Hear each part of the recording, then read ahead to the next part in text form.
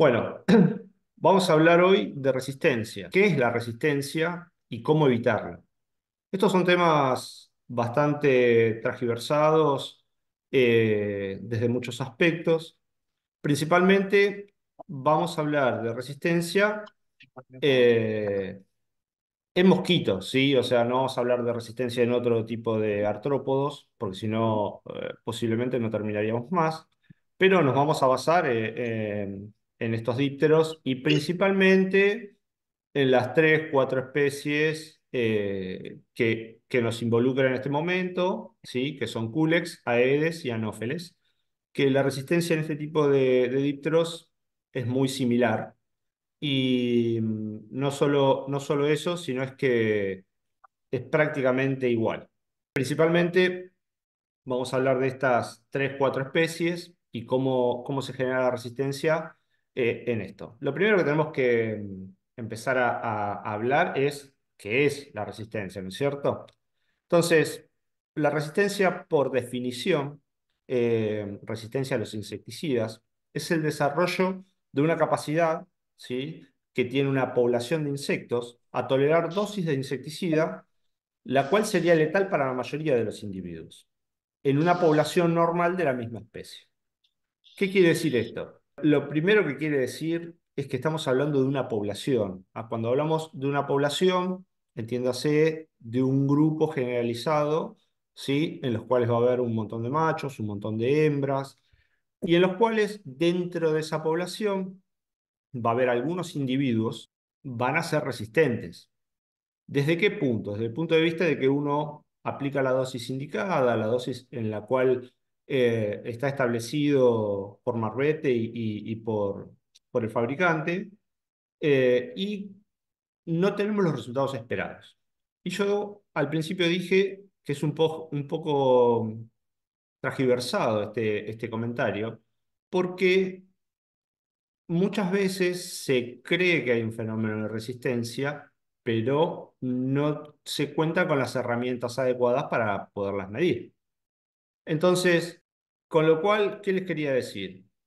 Si uno no tiene las herramientas para ponerle los cuantos, o sea, la cuantificación, la medición adecuada, eh, lo más probable es que al principio uno crea que hay un fenómeno de resistencia.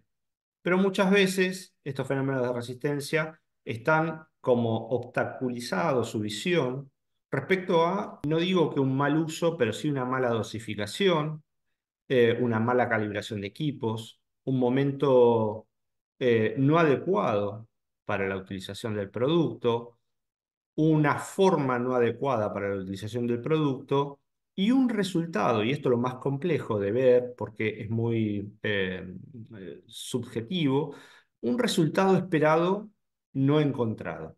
Entonces, cuando uno quiere un resultado o se imagina una cuestión, muchas veces no pasa y lo primero que uno piensa es que hay un fenómeno de resistencia. Entonces, en base a eso, uno puede tener determinadas herramientas a las cuales puede llegar a inferir eso. Entonces, uno dice, bueno, ¿podemos estar frente a un fenómeno de resistencia? Sí, podemos estar pero es un suponer, ¿sí? Sin hacer una medición adecuada. Una medición adecuada sería contar con una población que se cree que es resistente, hacer un ensayo a campo, un ensayo de laboratorio, medirlo y enfrentarlo con una población que sabemos que no es resistente. Entonces, en base a eso y a esa cuantificación, uno puede llegar a medir si hay fenómenos de resistencia o no, pero la realidad que así todo es bastante complejo eso. Entonces, esta resistencia no es como uno también normalmente cree o escucha en varios comentarios que aplico insecticida y los insectos no se mueren, los mosquitos no se mueren. Ahora voy a hablar de insectos o de mosquitos principalmente.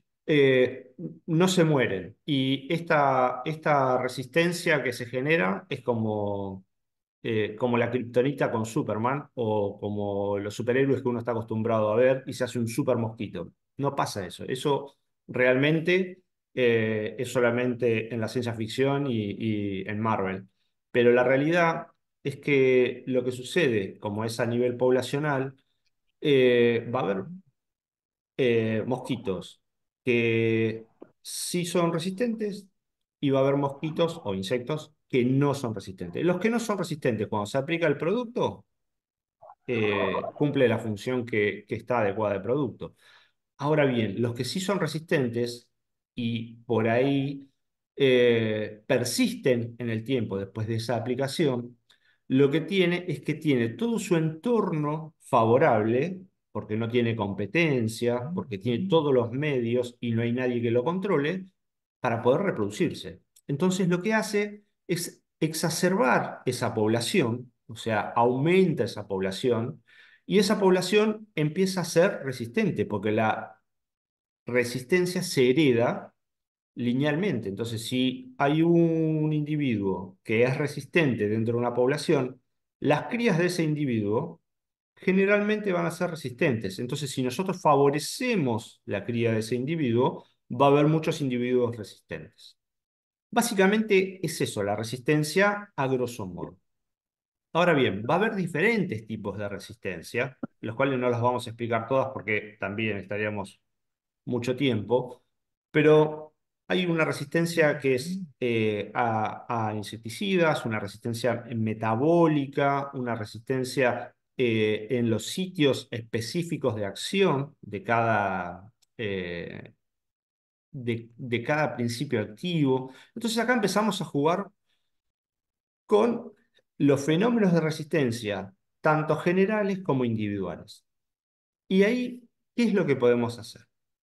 Entonces, nosotros vamos a tener diferentes formas de actuar o interactuar con con esta posibilidad de que haya una resistencia si no es medida, a la cual vamos a tener que trabajarla de una forma muy particular, ¿no es cierto?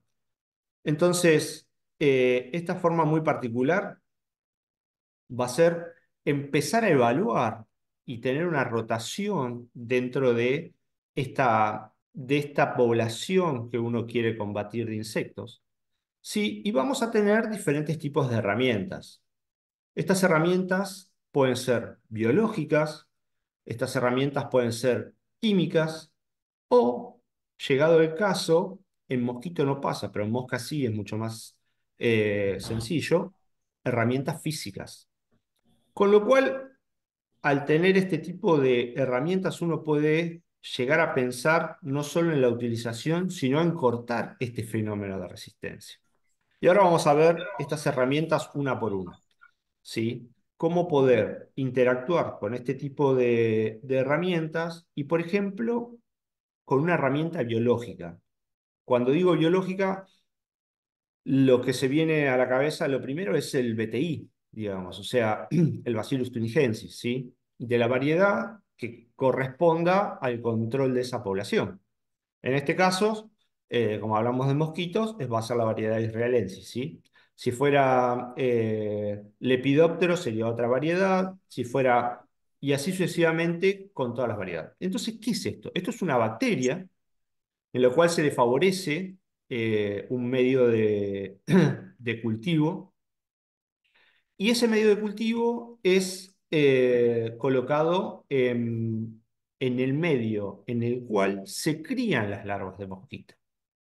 Llevándolo a palabras más sencillas, es una bacteria que viene en una solución acuosa, ¿sí? Un líquido marrón, la cual se disemina de dos formas, o en anillos, como viene una presentación en anillos con liberación lenta, de la cual va liberando esta bacteria y empieza a crecer, y las larvas de mosquito que se alimentan de esa bacteria empiezan a tener algún tipo de eh, fenómeno de control. Sí. ¿Cuál es este fenómeno de control? Bueno, ahora vamos a ver un poco más detallado, pero lo principal que tenemos que saber es que esa bacteria, al entrar al tracto digestivo de esta larva de mosquito, tiene unas proteínas que tienen una acción, vamos a decir insecticidas, pero tiene una acción física y lo que genera es un poro lítico. Un poro lítico literalmente es un agujero en el intestino y la larva de este mosquito, de, del mosquito que fuere, empieza a tener una muerte por inanición o porque no puede nutrirse de la forma correcta. Entonces, este fenómeno, como es un ente biológico, no hay resistencia a ese ente biológico, ¿sí?